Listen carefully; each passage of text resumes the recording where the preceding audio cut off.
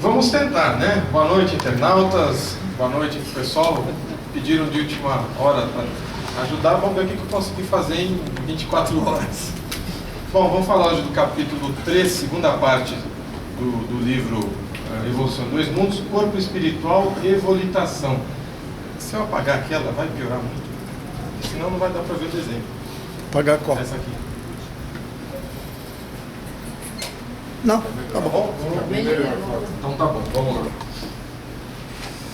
Bom, isso aqui eu tirei da apresentação, né, do livro Evolução em Dois Mundos, que o Emmanuel diz o quê? Escrevendo acerca do corpo espiritual, que Allan Kardec denominou perispírito, olha lá, aqui estamos voando aqui. Não se propõe André Luiz traçar esse ou aquele estudo mais profundo, fazendo a discriminação dos princípios que o estruturam com o fim de equacionar debatidos problemas da filosofia e da religião. Emmanuel, Anotações, Evolução em Dois Mundos. O apóstolo Paulo, no versículo 44 do capítulo 15 de sua primeira epístola aos Coríntios, asseverou, isso, palavras de Emmanuel também: semeia-se corpo animal, ressuscitará corpo espiritual. Vamos entender o semeia-se aí, né? Enterra. Se há corpo animal, há também corpo espiritual. Isso aqui já era uma senha, Atos dos Apóstolos, e infelizmente a gente não consegue enxergar nas entrelinhas, porque nós ainda temos aquela mania do maravilhoso. Então Paulo foi claro: temos um corpo espiritual. É preciso considerar, antes de tudo, que ele não é reflexo do corpo físico, porque na realidade é o corpo físico que o reflete, tanto quanto ele próprio, o corpo espiritual, retrata em si o corpo mental que lhe preside a formação. Então, o espírito manda, o corpo começa a ser formado, o espírito forma o corpo. E aqui nós temos a transfiguração, né? Elias, Moisés e Jesus no Monte Tabor. Vejam, este aí é o corpo espiritual, né? Um desenho bem grosseiro, mas a gente pode ter uma ideia. Esse capítulo ele é interessante porque são perguntas e respostas, como se fosse o livro dos Espíritos. Então, pergunta: podemos receber alguma informação sobre a volitação do corpo espiritual? Vocês lembram aqui? Né? Vou passar mais para frente aqui, ó. Tá vendo? Fiozinho. Este aqui está encarnado, mas está ali volitando. Na metamorfose dos insetos, a histólise, morte, alcança notadamente os músculos e a máquina digestiva, atingindo apenas levemente o sistema nervoso e o sistema circulatório. Então veja, o corpo ele vai indo, né? Metamorfose dos insetos. Imaginar o exemplo que a Fernanda nos deu, né? A borboleta no casulo. Quer dizer, o corpo mental da borboleta permanece, né? Da lagarta permanece. O corpo físico ele começa a se transformar. Efetuado o processo histolítico, segundo referências alinhadas em outra parte do nosso estudo, os órgãos diferenciados voltam à posição embrionária que lhes era característica, e só então as células entram em segmentação, começam a se preparar de novo, né? Segmentam, um seguido do outro, formando na histogênese, vida, os órgãos definitivos do inseto adulto, armado de recursos para librar na atmosfera. Ou seja, morreu, né, modificou-se e depois ressurge de forma diferente. E aqui nós temos o nosso volitante, é o encarnado, ó, o fiozinho aqui, que resolveu voar durante o sono. Está procurando trabalho aqui, eu acho, né? Espero que sim. Assim também, após a transfiguração ocorrida na morte, a individualidade ressurge com naturais alterações na massa muscular e no sistema digestivo. Transfiguração ocorrida na morte. A doutora Marlene já nos explicou isso aqui, né? Vai modificar o sistema digestivo quando nós alcançamos novamente o plano espiritual. Mas sem maiores inovações na constituição geral. munindo-se de aquisições diferentes para o novo campo de equilíbrio a que se transfere, com possibilidades de condução e movimento, efetivamente não sonhados, já que o pensamento contínuo e a atração nessas circunstâncias não mais encontram certas resistências peculiares ao envoltório físico. Em suma, passando a corpo espiritual propriamente dito, né? Ou aqui mesmo, na nossa volitação noturna, é possível, então, nós rompermos algumas barreiras. Os psicólogos e psiquiatras dizem, às vezes, que a gente tem aquela sensação de estar voando no sonho, né? Ah, que isso é uma liberação. Será só isso? Quantos de nós já não voamos no sonho? Muitos ainda podemos falar assim, opa, eu estou sonhando, eu posso voar, né? A gente está fugindo de alguma coisa, a perna está dura, aí daqui a pouco, mas eu posso voar aí? Se manda, não é isso? É isso aqui. Nada mais é do que isso.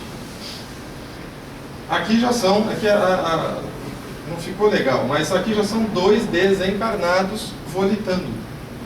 Ao homem comum, na encarnação, não é fácil, todavia, a articulação de uma ideia segura com respeito às condições do seu próprio corpo espiritual, além túmulo, porque a mente no plano físico está inteiramente condicionada ao trabalho específico que lhe compete realizar, inelutavelmente circunscrita aos problemas de estrutura, e por isso mesmo incapacitada de identificar o reino inteligente de raios e ondas, fluidos e energias turbilhonantes em que vive.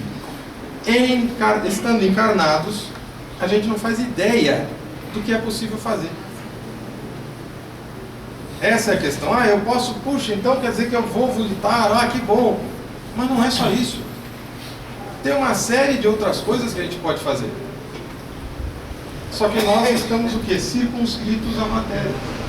Problemas de estrutura. Por isso, aquela história, eu acordei cansado. Eu devo ter trabalhado horrores. Pelo contrário, ficou do lado do corpo impedindo que o corpo descansasse. E um aeróbus, esse sai melhor. Isso aqui o que é? Nosso Lar, capítulo 50, cidadãos de nosso lar. Faltou um S ali. Isso o André Luiz falando. Lembrei certa lição de Tobias quando me dissera: aqui em nosso lar, nem todos necessitam do aeróbus para se locomoverem, porque os habitantes mais elevados da colônia dispõem do poder de volitação. Habitantes mais elevados. Qualquer um pode volitar? Pode. Só que nem todo mundo domina essa questão. Ah, por quê? Medo, né? Eu estava conversando com o Rafael há pouco. Eu não sou muito fã de avião. Então, vai ser mais difícil, né? Por quê? Porque eu não tenho aquela sensação, ah, mas eu posso me dominar. Não é bem assim. Então a gente precisa do transporte, e aqui sim, transporte público de qualidade. Esse funciona. E nem todos precisam de aparelhos de comunicação para conversar à distância, por se manterem entre si num plano de perfeita sintonia de pensamentos. Lá a sincronicidade funciona bem. Aqui é mais difícil. Os que se encontrem afinados desse modo, podem dispor à vontade do processo de conversação mental, apesar da distância. Onde está o nosso anjo da guarda? Ele existe. São Luís e Santo Agostinho nos disseram que ele existe e que é um espírito puro. Onde ele está? Bem longe de nós. Mas o pensamento dele nos alcança. Por quê? Porque, conforme eles nos ensinaram, o anjo da guarda, para ele cuidar de nós, é uma missão penosa. Mas eles fazem exatamente o que Deus solicitou. Então está aqui. Conversação mental, apesar da distância. Por isso que a gente diz, está dentro de nós, porque a gente sente, mas não faz. Como entendermos a mente em si? essa aqui já. Então, sobre volitação, alguém gostaria de falar alguma coisa? Salvador. Só a lembrança e lembrete sobre isso. Havia não sei se é conhecido, uma artista americana que escreveu um livro e fez um filme chamado Minhas Vidas. Em um determinados momentos, ela vai para o Peru e ela faz esse exercício e o corpo dela, o perispírito se destaca do corpo e vai embora, sem se desprender do corpo umbilical, né, do prateado. Só para... Então, precisou treinar, né? Treinamento. Shirley MacLaine, tá? Vamos lá, então. Como entendermos a mente em si individualizada e operante se as células do corpo espiritual têm vida própria como as do corpo físico? Qual é essa pergunta? Como é que eu posso entender essa individualização? O corpo espiritual tem, as células têm o seu movimento próprio, as suas determinações como as do corpo físico. Então, como é que eu vou entender, como é que eu vou mandar no meu corpo espiritual? Quem manda no corpo espiritual? É o Espírito. Quem formou? Foi o Espírito. O princípio inteligente, aquilo que o professor Normando nos dizia sempre. Não adianta eu querer usar uma célula-tronco para uma coisa se ela é outra coisa. Sem o princípio inteligente, ela não vai ser aquilo que ela deveria ser. É o princípio inteligente. Então, é assim. O problema é de simples orientação. Qual acontece numa fábrica de largas proporções em que a gerência unificada em seus programas de ação supervisiona e comanda centenas de máquinas com diversos implementos cada uma, convergindo todas as peças do serviço para fins determinados.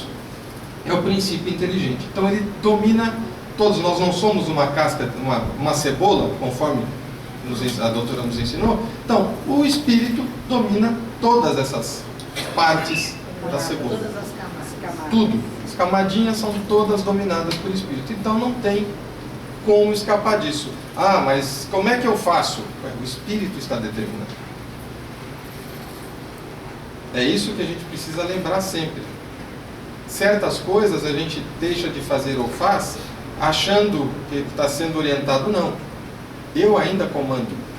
Em determinados casos, claro, né, precisamos de um pouco mais de auxílio, né, terceiro nos auxiliando. Agora, 90% dos casos, nós comandamos as ações. E aí, nós pedimos socorro ao Kardec. Capítulo 14, a Gênese, item 7, formação e propriedades do perispírito. O perispírito, ou corpo fluídico dos espíritos, é um dos mais importantes produtos do fluido cósmico.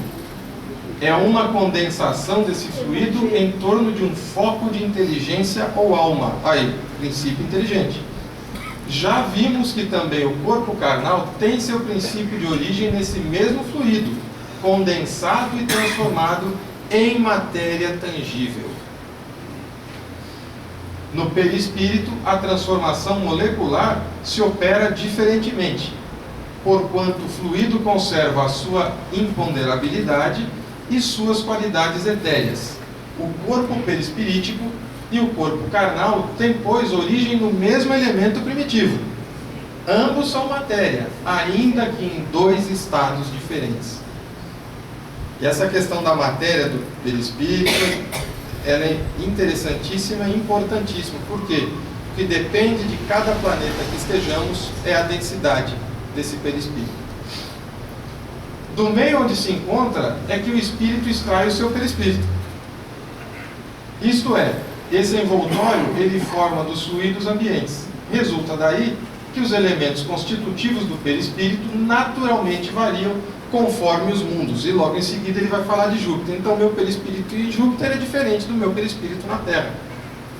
Tudo vai depender de onde nós estejamos.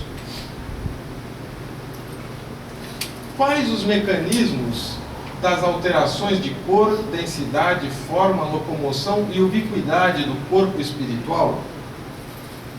Aqui já começa a complicar. A pergunta está criteriosamente formulada. No entanto, para ela responder com segurança, precisamos dispor na Terra de mais avançadas noções acerca da mecânica do pensamento. Isso é complicado. Vocês lembram da questão que a doutora falava para nós, formas pensamentos? Qual é a coisa mais rápida do universo? Pensamento. Ninguém vai falar luz, não? Vocês roubaram a minha resposta. Mas não é mais rápido. Então, vejam, pensou, está lá. O nosso anjo guardião pensou, a gente sente. Mas nós precisamos estar abertos a isso. Então está aqui. Pensamento e a vontade são elementos plásticos e organizadores. Eles têm forma, eles têm cor, eles têm densidade, eles têm velocidade aqui, ubiquidade, né? Onipresença. Poxa, vamos lembrar qual é o exemplo mais comum da ubiquidade. Santo Antônio, né? Foi tirar o pai da forca. Quem mais? Eurípides. Então, é isso aqui. Então, o que nós pensarmos, ele vai se transformar em alguma coisa. Se daquele pensamento resultar uma ação, se for uma boa ação, ótimo. Parabéns. Se for uma má ação, aguente. Então, os nossos pensamentos, o orar e vigiar é para isso. Jesus sabia que os apóstolos iam dormir, Jesus sabia que eles não iam aguentar, até porque vai vigiar o que se ele tinha que ser preso? Mas o que ele queria dizer com isso? Vigiem os pensamentos de vocês, para que vocês não sejam pegos de surpresa por situações desagradáveis. Porque quando eu pensar, eu formo. Se eu agir, acabou. Né? No direito nós temos a questão do iter criminis. É todo o caminho que se faz até a consecução do ato. Então eu pensei, vou furtar o Hugo. Aí eu começo, bom, quando ele olhar para trás, eu ponho a mão no bolso dele, pego e sumo. Pronto. Eu cheguei até próximo do bolso, estou pensando. Não peguei, não agi. Mas aquele pensamento ele já se espalhou. Então o fato de eu não agir já ajuda a dissipá-lo. Mas eu agi e peguei. O que aconteceu? Cometi a ação. Tiago, na epístola que ele fala da língua, né? O pecado começa no pensamento. Pecado, erro. Então, nosso erro começa no pensar. E aí depende da cor, que cor que ele vai sair, né? Para que serve? Qual é a densidade dele? Que forma ele terá? Tudo isso é o nosso pensamento.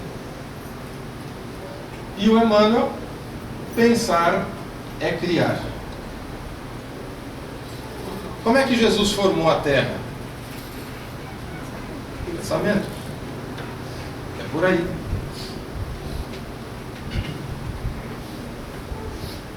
Em que condições o corpo espiritual de um desencarnado sofrerá compressões, escoriações ou ferimentos? Tem isso? Tem isso? Nós não estamos encarnados? Como é que vai sofrer escoriações, compressões, ferimentos? Está desencarnado? Tem pressa? Não. É possível? Como? Não adianta ver a resposta, porque a resposta não está aí. E aí? É possível. As cores dos pensamentos vão se agregando ao do espírito. Você deu a resposta no slide. Não, peraí. O tipo dos pensamentos que a gente vai tendo das atitudes, com aquelas cores, com aquela consistência, etc., vai criando nós vamos passando isso para a nossa atmosfera, para o nosso perispírito, para o nosso corpo.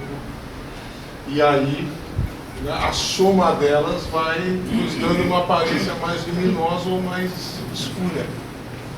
Também, libertação. Sim. O que os juízes falaram para aquela senhora que havia cometido 5 homicídios, né? Matou a família.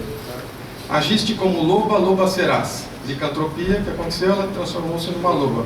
Por que que ela conseguiu se transformar numa loba? Numa simples ordem. Pensamento, consciência e... Bioplastia. Aí. Sofreu compressão, espoliação, sofrimento. Então, é possível. É o pensamento. Pensar é criar. Pensamento e a vontade são elementos plásticos e organizadores. Dentro do conceito de relatividade, isso se verifica nas mesmas condições em que o corpo físico é injuriado dessa ou daquela forma na Terra. Então são os nossos ferimentos normais também, né? Perda de membros, um corte, alguma coisa assim. Vocês lembram do Missionários da Luz, que o André Luiz curou um espírito que estava cego, né? Passou a enxergar. Por quê? Porque trouxe a cegueira da Terra. Então ali ele está com um problema. Então é possível. Não dispomos, entretanto, e aqui que é o presentemente de terminologia adequada na linguagem terrestre para mais amplas definições do assunto. Por quê? Porque faltam elementos, a gente não tem ainda a condição de compreender esse tipo de coisa. Poxa, mas é espírito, como é que, né? É o pensamento. E aqui sempre é isso. Livro Os Mensageiros, André Luiz. Mas, e as armas? Perguntei, acaso são utilizadas? O que acontece? Eles vão naquele posto que é próximo já da zona terrestre e ele é cercado por paliçadas, né? Tem ali flechas e tudo mais, parecendo um castelo medieval cheio de defesas. Como não? Disse Alfredo pressuroso. Não temos balas de aço, mas temos projéteis elétricos. Então, naturalmente, a ninguém atacaremos. Nossa tarefa é de socorro e não de extermínio. No entanto, aduzi sob forte impressão. Qual o efeito desses projéteis? O cidadão está morto, né? É espírito. Como é que faz? Para que serve um castelo cheio de defesa? Assustam terrivelmente. Assustam, perdão. Aqui também assustar. Bem, obrigado. Assustam terrivelmente, respondeu ele, sorrindo. Alguém me assusta, eu dou risada. E, sobretudo, demonstram as possibilidades de uma defesa que ultrapassa a ofensiva.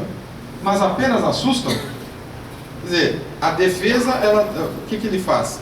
Eu tenho mais poder que vocês. Vocês vão querer atacar esta fortificação? Né? E, naturalmente, nós aqui encarnados sabemos que a defesa de fortificação é muito mais fácil do que atacar a fortificação. Mas apenas assustam, tornei a interrogar. Alfredo sorriu mais significativamente e acrescentou: vocês acham apenas assustam? São espíritos. Poderiam causar a impressão de morte. Mas como é que é isso? Eu já não sei que eu estou desencarnado? Exatamente, nem sempre. Que diz? Exclamei com insofreável espanto. O administrador meditou alguns instantes e, ponderando talvez a gravidade dos esclarecimentos, obtemperou. Vejam, com isso aqui, o André Luiz demonstra o quê? Que nós não estamos preparados ainda para compreender esse tipo de coisa. Por isso que o administrador ponderou a gravidade dos esclarecimentos. Queria ter que explicar algo que o André Luiz não conhecia e que nós também não conhecemos, né? Meu amigo, se já não estamos na carne, busquemos desencarnar também os nossos pensamentos. Como é que era a pergunta lá? Em que condições o corpo perispiritual O corpo espiritual de um desencarnado sofrerá com impressões, escoriações ou ferimentos no seu pensamento, né? As criaturas que se agarram aqui às impressões físicas estão sempre criando densidade para os seus veículos de manifestação. Ou seja, o perispírito fica mais denso do que deveria ser. Aí, peso perispiritual, lembram? Para onde é que eu vou? Aí, estão sempre criando densidade. Eu vou para onde eu me sinto bem, mesmo fazendo coisas erradas. Aí vamos lembrar de outro livro do André Luiz, que é o Sexo e Destino. Os dois espíritos que chamam, que dão a vontade da... Como é o nome do Torres, né? De beber. Então eles coçam a garganta do Torres e ele resolve tomar o seu uísque. Mas, se ele não tivesse colocado a garrafa do lado, seria mais difícil, né? Talvez a preguiça de ir até algum lugar imperasse. Mas ele já deixou tudo pronto, uma garrafinha. Não quero beber, mas está aqui minha garrafa. E aí eles queriam beber. Por quê? Porque eles se agarram, criam densidade dos seus veículos de manifestação. Da mesma forma que os espíritos dedicados à região superior estão sempre purificando e elevando esses mesmos veículos. É a diferença do pensamento. Né? Nós falamos hoje no primeiro tempo aqui da Madre Teresa, do Chico. Qual era o pensamento deles? Auxiliar. Qual é o nosso pensamento? Auxiliar desde que dê. Então, essa é a diferença. Mas eu não posso ajudar, tudo bem, mas vejam como é que é a diferença. Nossos projéteis, portanto, expulsam os inimigos do bem através de vibrações do medo, mas poderiam causar a ilusão de morte, atuando sobre o corpo denso dos nossos semelhantes menos adiantados no caminho da vida. Missionários da Luz, capítulo 20, Defesas contra o Mal. Portanto, nosso pensamento é plástico, né? Nosso pensamento cria. Tudo depende do nosso pensamento. As nossas escoriações, então, são causadas por quê? Pelo nosso pensamento. Nós mesmos causamos as escoriações nos nossos perispíritos. Uma coisa é desencarnar com um problema físico que vai ter que resolver, ter que modificar o pensamento. Né? Modificando o pensamento, resolve o problema. Nas salas de esclarecimento, né, de desenvolvimento mediúnico, nós temos esses exemplos. Qual é a ordem de formação dos centros vitais pelo princípio inteligente no seu corpo espiritual? Então, estamos formando o nosso perispírito, né? Nosso corpo espiritual. Qual é a ordem que nós vamos escolher para os centros vitais? Quem vem primeiro? Né? Qual é a segmentação? Sabemos qual é a formação, que a formação dos centros vitais começou com as primeiras manifestações da plasmocinese nas células, sob a orientação das inteligências superiores. Contudo, não dispomos ainda de particularidades técnicas para penetrar nesse domínio da ciência ontogenética. Então, a criação ainda não sabemos, né?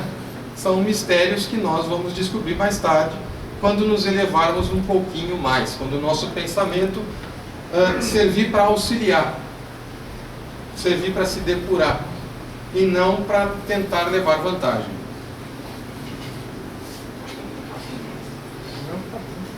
Como se processa a exteriorização dos centros vitais? Perdão. No slide anterior, é interessante da gente ver, tem quando você fala dessas... Não, das armas. Você vê, ali, o livro é anterior a isso, já tem a ideia de que você pode conter os outros sem usar armas de destruição, né? É uma coisa para a gente pensar, né? Deixa eu falar, deixa eu aproveitar para falar um pouquinho de Não outros livros. chega aí. Vamos lá. Alô? Tava ligado. Tá ligado? Tava ligado. Alô? Acho que não. Alô, alô. Agora está funcionando. Em outros livros, a gente ouvindo algumas manifestações de espíritos, eles nos dizem não só desses projéteis eletromagnéticos, como também bastões eletromagnéticos, que são usados para a contenção desses espíritos mais desordeiros. E eles contam que essa sensação de morte corresponde como a sensação que o animal aqui no planeta Terra ele tem quando ele é anestesiado por um médico veterinário. Como ele não tem o lobo frontal no cérebro, ele não tem o futuro, ele não tem o depois, ele vive só no presente. Então, quando um animal é anestesiado, a sensação que ele tem ao ser contido é que ele vai morrer. Nós temos até um amigo que é veterinário do zoológico de Sorocaba, e os grandes primatas, lá os chimpanzés, tinham uma verdadeira aversão. Um dia escapou de uma jaula e a veterinária ficava bem longe. Ele saiu pela rua e foi até lá porque ele queria pegar o veterinário, porque constantemente ele anestesiava. São animais que vivem 60, 70 anos como a gente. Então a sensação de morte que eles têm é como animal. Agora, os espíritos nos relatam em outros livros que a sensação de morte é um desmemoriamento que você tem no momento que você é atingido por um projétil desse, ou um bastão eletromagnético, que você ficaria até anos sem recobrar da sua consciência. Então, realmente, é uma coisa, e ela é intimidatória, ela constrange e causa medo nos espíritos, né?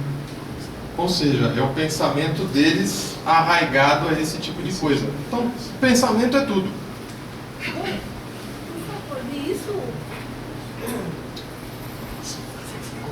Não.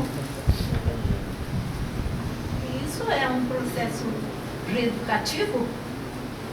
Sim, sim. É sempre um processo educativo. Sempre um processo educativo. Então vamos lá. Como se processa a exteriorização dos centros vitais? Associando conhecimento magnético e sublimação espiritual, e é aqui a questão, os cientistas humanos chegarão por si próprios à realização referida, como já atingiram noções preciosas quanto à regressão da memória e exteriorização da sensibilidade. E aí nós pegamos do Evangelho, né? Sede perfeitos como o Pai é perfeito. O que isto tem a ver com a exteriorização dos centros vitais? Amai os vossos inimigos, fazei o bem aos que vos odeiam e orai pelos que vos perseguem e caluniam. Porque se somente amardes os que vos amam, que recompensa tereis disso? Não fazem assim também os publicanos? Se unicamente saudardes os vossos irmãos, que fazeis com isso mais do que os outros? Não fazem o mesmo os pagãos? Sede, pois, vós outros perfeitos, como perfeito é o vosso Pai Celestial. Mateus 5, 44 e 46 a 48. E aí, onde, né? Capítulo 17 do Evangelho segundo o Espiritismo, sede perfeitos. Os bons espíritas, olha que interessante, somos nós, né? Não. Há homens de notória capacidade que não a compreendem, ao passo que inteligências vulgares, moços mesmo, apenas saídos da adolescência, lhe apreendem com admirável precisão os mais delicados matizes, a exteriorização da sensibilidade. Então, já estamos exteriorizando os nossos centros de força. Provém isso de que a parte, por assim dizer, material da ciência somente requer olhos que observam, enquanto a parte essencial exige um certo grau de sensibilidade, a que se pode chamar maturidade do senso moral. Como a Darcy nos disse hoje no primeiro tempo, nós precisamos ter a moral divina em nós. Maturidade que independe da idade e do grau de instrução. Até porque os espíritos, né, nós não sabemos que idade temos. Porque é peculiar ao desenvolvimento em sentido especial do espírito encarnado. Então a exteriorização dos centros vitais depende disto aqui. Amar ao próximo, fazer o bem, modificação do pensamento. Em alguns ainda muito tenazes são os laços da matéria para permitirem que o espírito se desprenda das coisas da terra. Eis aí a nossa diferença para esses espíritos mais elevados que vieram aqui para a terra nos ensinar. Buda, Chico, Gandhi, Madre Teresa, Irmã Dulce, né? Todos esses aí. Por quê? Porque eles já se desprenderam. Pouco importa. É interessante, eu estava pensando nesse aspecto. A parte material da ciência, né? A parte material da ciência, por vezes, ela pode nos hipnotizar tanto que a consciência essencial, que a consciência essencial não vem à tona, porque a consciência essencial exige, requer silêncio e espaço para que a intuição possa se manifestar. Então, na consciência essencial, ela é superior à consciência material, à consciência da ciência material. Então, precisa tomar cuidado, porque, por vezes, quando nós estudamos, para melhorar a compreensão, quando a doutora Marlene Nobre tanto falou que era importante o estudo, mas precisa tomar cuidado para que esse estudo não nos hipnotize, de tal forma que a consciência essencial não bloqueie a consciência essencial. Precisa de silêncio e a presença da intuição. É aquele negócio. É desenvolver a asa do conhecimento e desenvolver a asa do amor, do sentimento. Deixa eu só terminar essa parte aqui, então. A névoa que os envolve tira-lhes a visão do infinito, donde resulta não romperem facilmente com os seus pendores, nem com os seus hábitos, não percebendo haja qualquer coisa melhor do que aquilo de que são dotados. Nós ainda somos assim.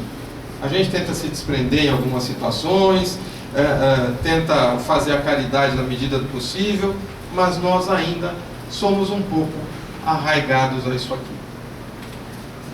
A gente ainda pensa muitas vezes antes de se colocar à disposição de um trabalho voluntário, de um atendimento gratuito, por exemplo, né, nas nossas profissões liberais. Então, tudo isso, né, enquanto governantes, a gente pensa em planos mirabolantes, projetos, programas, mas não pergunta ali naquele meio qual é a necessidade premente daquelas pessoas. Então, tudo isso por quê? Porque nós ainda estamos presos aos nossos pendores. Ah, isso aqui vai dar certo. Não, eu preciso me sensibilizar com a situação para poder pensar alguma coisa. Essa passagem é até interessante, o Maida lembrou recentemente aqui. Eu me lembrei muito do irmão Jacó, ele contando a transição conduzida por Dr. Bezerra, né? Do peso do perispírito, do peso sideral, né? E também da influência do pensamento, quando eles chegam naquela ponte em que ele fala, olha, não lembre mais nada do planeta Terra, nada que seja material, senão vocês despencam. E há uma torcida enorme ali embaixo, ali, né? Apupando para que você realmente caia, tentando avivar suas lembranças, essas coisas todas. Agora, isso está no livro Voltei, né? Do irmão Jacó. Agora, os clarividentes, eles veem que um homem que é muito ligado à questão material aqui na Terra, ele tem alguns chakras mais comprometidos, eles ficam maiores, como por exemplo o chakra sexual. É muito comum o chakra cardíaco principal e o chakra do timo, que é um chakra secundário que fica um pouquinho acima, eles serem meio que comprimidos, menores, infantilizados. É interessante a descrição que se dá com relação a isso. Tem um livro chamado O Milagre do Nascimento, de Geoffrey Hodgson, na qual é um clarividente do século XIX, filósofo, no qual ele faz uma descrição, já a partir do 4º mês do FEP, e hoje nós temos aqui, dentro da Associação Médica Espírita, o doutor Rômulo, da Unicamp, que estuda embriologia e fetologia da alma, que é um livro, inclusive, espetacular, que resultou agora no último Medinesp que teve. E Geoffrey, ele praticamente ele conta como são formados no feto, já a partir dos 4 meses de idade, mês a mês, não só os chakras, como também, isso através da clarividência, também os nádias, os meridianos, como é que vão sendo formados. É espetacular, é um livrinho fininho, vale a pena ser lido. Então, como é o nome? É O Milagre do Nascimento. O Milagre do Geoffrey Nascimento. Hodgson. Vamos lá. Qual a importância da relação existente entre o baço e o centro esplênico, se o baço pode ser extirpado sem maiores prejuízos à continuação da existência do encarnado? Compreendamos que a extirpação do baço em sua expressão física no corpo carnal não significa anulação desse órgão no corpo espiritual, e que, interligado a outras fontes de formação sanguínea no sistema hematopoético, prossegue funcionando, embora imperfeitamente, no campo somático, atento às articulações do binário mente-corpo. Então, perdemos aqui, mas o que existe no perispírito, que algumas coisas nós perdemos quando desencarnamos, né? Aquilo que permanece existindo no perispírito, ele está lá.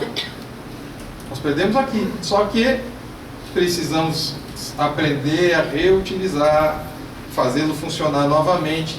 É tudo diferente, mas ele está lá, nós não o perdemos.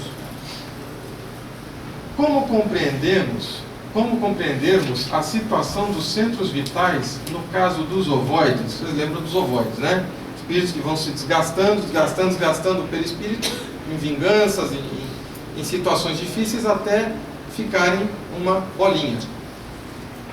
Entendereis facilmente a posição dos centros vitais do corpo espiritual, restrito na ovoidização, apesar de não terdes elementos terminológicos que a exprimam. Nós vamos compreender sem saber falar o que é. Será? Pensando na semente minúscula que encerra dentro dela os princípios organogênicos da árvore em que se converterá no futuro. Reduziu-se a nada, certo? O perispírito está reduzido a nada, praticamente. Mas dentro daquele ovoide tem tudo. Ele só vai precisar desenvolver. E como ele vai desenvolver? A duras penas, porque da mesma forma que ele desgastou, ele vai ter que reconstruir. E reconstruir dói. Dói por quê? Porque nós vamos voltar com defeitos físicos, nós vamos voltar com algumas anomalias difíceis. Então, por quê? Porque nós desgastamos o nosso corpo espiritual. Então, por isso que a gente tem que tomar muito cuidado. Com o quê? Com o pensamento. Porque foi o meu pensamento de vingança que me transformou num ovoide. É o meu pensamento que me joga para todo lugar. E aí, o que eu faço? Ah, mas eu estou sendo influenciado. É o obsessor. É sim, é o obsessor. Flávio, eu, né? Hugo, Rafael, Yara, lógico, não podia faltar. A doutora faz a distinção clara no livro dela sobre isso.